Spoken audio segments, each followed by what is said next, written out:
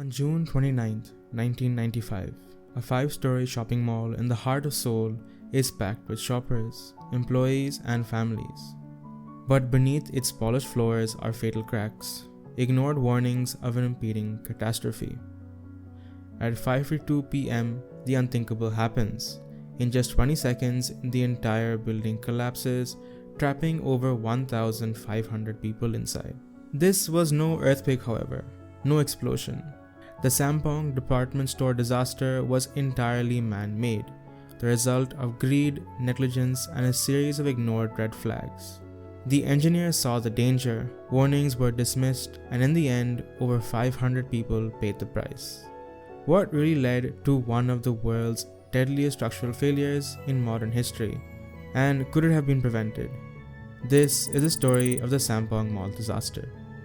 In the events leading up to the 1988 Summer Olympics, there was a large development boom in the Seoul capital area. Because of bans against international construction contractors signing contracts for projects in Seoul at the time, almost all buildings were being erected by South Korean companies, which typically built the structures quickly because of the large number of projects assigned to them. The Sampoong Group began constructing the Sampoong Department Store in 1987 over a tract of land in the Seoul district, previously used as a landfill. The building's plans originally called for a residential apartment building with 4 floors to be built by Woosung Construction. However, during construction, the blueprints were changed by the future chairman of Sampoong Group's construction division, Lee Jun, to instead create a large department store. This involved cutting away a number of support columns to install escalators and the addition of a 5th floor, originally meant as a roller skating rink, but was later changed to a food court. Woosung refused to carry out these changes due to serious structural concerns. In response, Lee Jun fired them and used his own company to complete the store's construction instead. The building was completed in late 1989 and the department store opened to the public on July 7, 1990, attracting an estimated 40,000 people per day during the building's 5 years of existence. The completed building was a flat slab structure without cross beams or a steel skeleton, which effectively meant there was no way to transfer the load across the floors. To maximize the floor space, Lee Jun ordered the floor columns to be reduced to be 60 centimeters in thickness instead of the minimum 80 centimeter thickness in the original blueprint that was required for the building to stand safely, and the columns spaced 11 meters apart to maximize retail space. A decision that meant that there was more load on each column than there would have been if the columns had been closer together. The 5th-story restaurant had a heated concrete base referred to as an ondol. The presence of this greatly increased the weight and thickness of the slab, further burdening the already weakened supports. The store's 3 15-ton air conditioning units were also installed on the roof, leading to a greater structural strain. The air conditioning was also exceedingly loud and led to noise complaints by customers. As a result of the complaints, in 1993, the air conditioning units were dragged across the overloaded roof, resulting in cracking.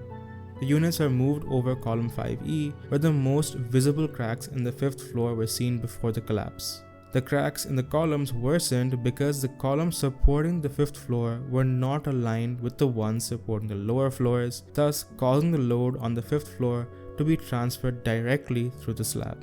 In April 1995, cracks began to appear in the ceiling of the 5th floor in the south wing, but the only response by Lee Jun and staff management was to move merchandise and stores from the top floor to the basement. On the morning of June 29th, the number of cracks in the area had increased dramatically, prompting store management to close parts of the top floor. However, the management failed to shut the building down or issue formal evacuation orders, as the number of customers in the building at the time was unusually high and the management did not want to lose a day's revenue. When civil engineering experts were invited to inspect the structure, a cursory check revealed that the building was at risk of collapse. The facilities managers also examined the slab in one of the 5th floor restaurants only hours before the collapse. 5 hours before the collapse, the first of several loud bangs were heard emanating from the top floors. as a vibration of the air conditioning caused the cracks in the slabs to widen further. Amid customer complaints about the vibration, the air conditioning was turned off, but the cracks in the floors had already grown to 10 centimeters wide. An emergency board meeting was held, and when it became clear the building's collapse was inevitable, the directors suggested that all of the staff and customers should be evacuated, but Lee Jun violently refused to do so over fear of revenue losses. However, Lee Jun and the executives left the building safely before the collapse occurred. At 5 p.m., as the 5th floor ceiling began to sink, store workers finally closed off all customer access to the 5th floor. 57 minutes before the collapse, the store was still packed with hundreds of shoppers, but still Lee Jun did not close the store or attempt any repairs. At about 5:52 p.m., cracking sounds could be heard and workers began to sound alarms and evacuate the building. However, it was too late. The roof gave way and the air conditioning units crashed onto the overloaded 5th floor, which then gave way. In less than 20 seconds, the building's main columns, which had already been weakened by the installation of escalators, failed, followed by all the columns in the south wing. The store's south wing then collapsed completely into the basement, killing 502 people and trapping more than 1,500 people inside.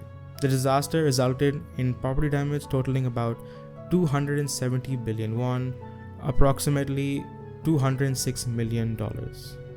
Rescue crews were on the scene within minutes of the disaster, with cranes and other heavy equipment being brought in the next day. However, Seoul's mayor, Choi Pyong-yeol, announced the rescue efforts would be called off due to concerns that the unstable remains of the store would collapse. However, after massive protests, especially from friends and relatives of those still missing, Choi and officials agreed to continue looking for survivors, with the remains of the store being held up by guide cables. At one point, Korea Telecom was transmitting a signal every half hour designed to trigger cell phones or pagers that the trapped survivors might be carrying. After nearly a week, the focus was on removing the debris, but construction crews continued to search for victims. However, 2 weeks after the collapse, city officials concluded that anybody who was still in the building must have already died. Therefore, further efforts will only be made towards recovery and not rescue.